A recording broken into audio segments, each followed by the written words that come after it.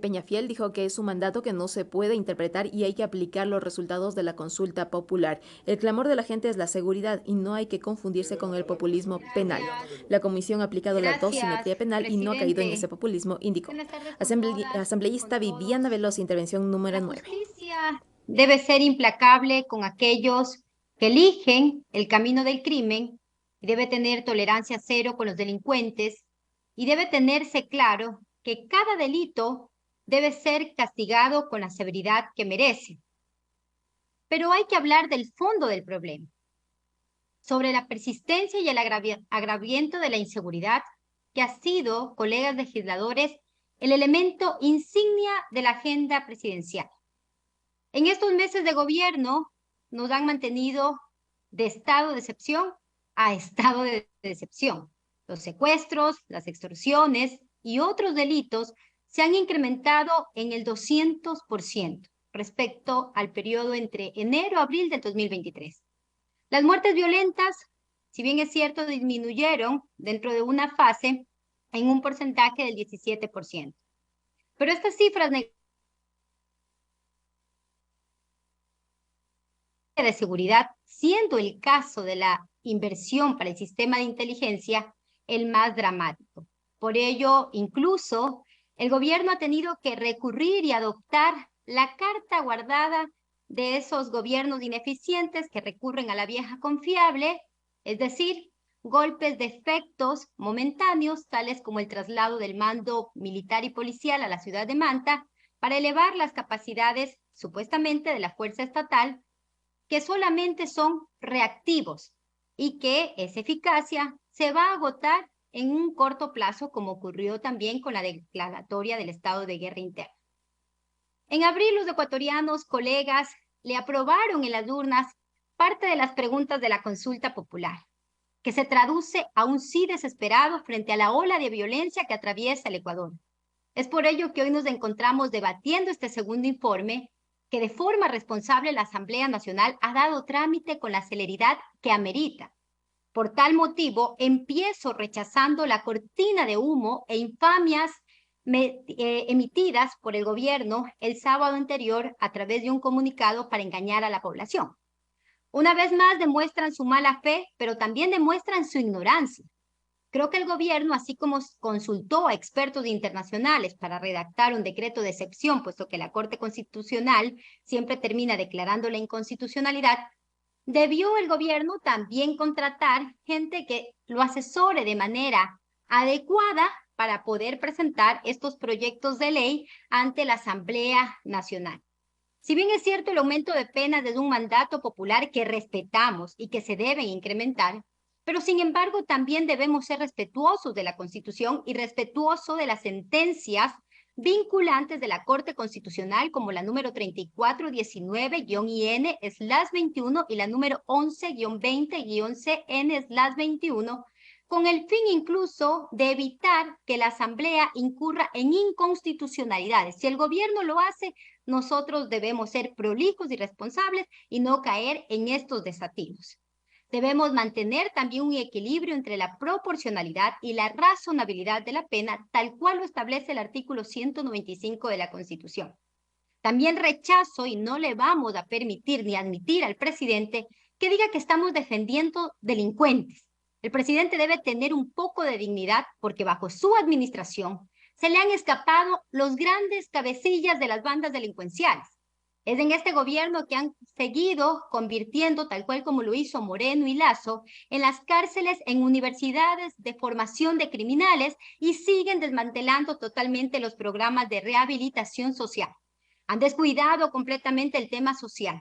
Cada vez más niños y niñas siguen abandonando las escuelas para unirse a bandas delincuenciales.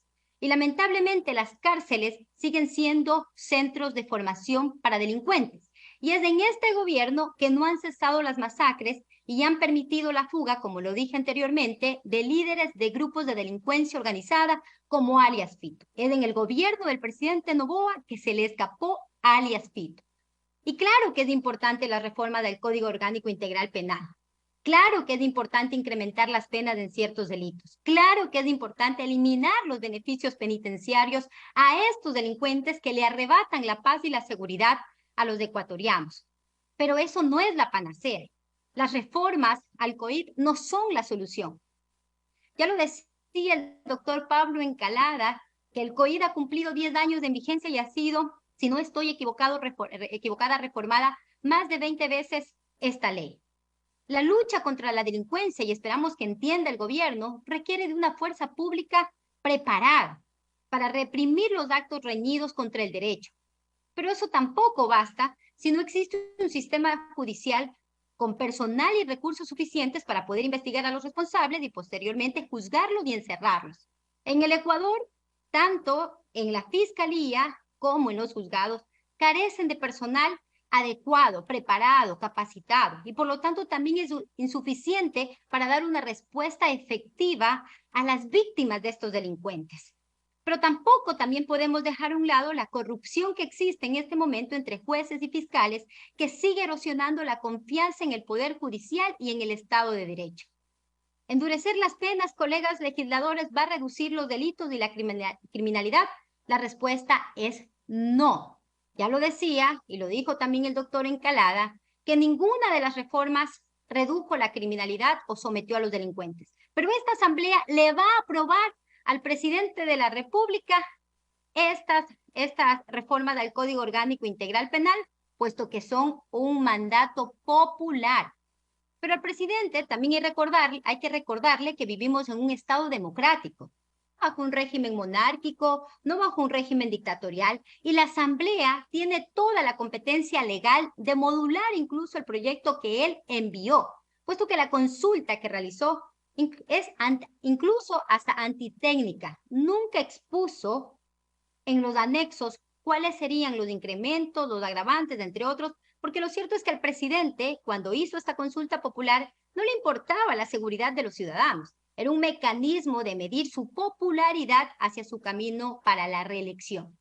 Por ello es momento que quien preside el país se quite las gafas de sol y mire con claridad la trágica realidad nacional que nos rodea, la falta de acción por parte de este gobierno, por parte de la ministra del Interior, es alarmante y completamente inaceptable. La negación que tienen ellos sobre la situación que atraviesa el Ecuador en materia de seguridad tan solo sigue agravando el problema y pone aún más en riesgo a la población. Por eso incluso hay que hacerle varias preguntas a este gobierno que no han sido respondidas. ¿Están trabajando de acuerdo a lo que dice la Ley de Seguridad Pública y del Estado? ¿Han ordenado construir ya un Plan Nacional de Seguridad Integral? ¿Tienen un plan de política criminal? ¿Dónde están estos planes? ¿Existen realmente? ¿Han convocado a los integrantes de los consejos responsables para elaborarlos? Y la falta de estas respuestas que han sido recurrentes hacia el gobierno nacional solo está reflejando la ausencia de un enfoque serio y comprometido hacia la seguridad de nuestro país. El marketing, colegas legisladores, la militarización de la sociedad, el uso de la fuerza contra los más pobres, no son soluciones viables para enfrentar la violencia estructural que flagela al Ecuador. Estas medidas, si bien es cierto, pueden contener a la gente por unas semanas, pero este efecto es un efecto que ilusiona unos días y termina siendo tan solo temporal. Ya decía alguien que esto es como darle paracetamol a un enfermo que tiene una enfermedad crónica para calmar la fiebre sin tratar la causa que ocasiona la enfermedad. Es por ello que el presidente, además de esta reforma del Código Orgánico Integral Penal, debe también tener de forma inmediata una reforma integral a la Policía Nacional, debe profundizar en la formación por especialidades, debe depurar a la institución policial, debe también el presidente implementar un sistema tecnológico de inteligencia delictiva, debe depurar los aparatos de inteligencia y contrainteligencia de la Policía Nacional y de las Fuerzas Armadas, debe colaborar en materia de seguridad con los gobiernos locales, debe articular también acciones con la sociedad civil. La Asamblea Nacional al presidente de la República le ha dado todas las facilidades para que pueda gobernar este país. Le entregó gobernabilidad. Pero el presidente Noboa, como lo dijo el sociólogo Fernando Buendía, no es más que un salvador falsificado. Le incrementó el IVA a los ecuatorianos en 3 puntos porcentuales, a pretexto de que ese dinero se invertiría en combatir el crimen organizado. Ha recibido ya $1.000 millones por parte del Fondo Monetario Internacional. Ha emitido un sinnúmero de decretos de estado de excepción. Y ahora la Asamblea Nacional le va a aprobar las reformas de la consulta popular sobre el Código Orgánico Integral Penal. Ahora ese Salvador falsificado ya no tendrá más excusas para recuperar la autoridad del Estado, para someter a los delincuentes, para devolverle la paz a los ecuatorianos, a las familias, que eso es un sueño tan anhelado en este momento, incluso para reactivar la economía. Pero como el presidente es demagogo y populista, más temprano que tarde la gente se va a sentir estafada, porque la ilusión que han creado con estas promesas vacías tan solo se va a transformar inevitablemente en indignación y descontento generalizado. La seguridad y la justicia no son negociables. A los delincuentes hay que someterlos, hay que recuperar la autoridad del Estado. Deben ser recluidos en las cárceles, pero el presidente debe también adoptar otros mecanismos si de verdad quiere devolverle la paz a los ecuatorianos. Gracias, presidente. Gracias a usted. Tiene la palabra el asambleísta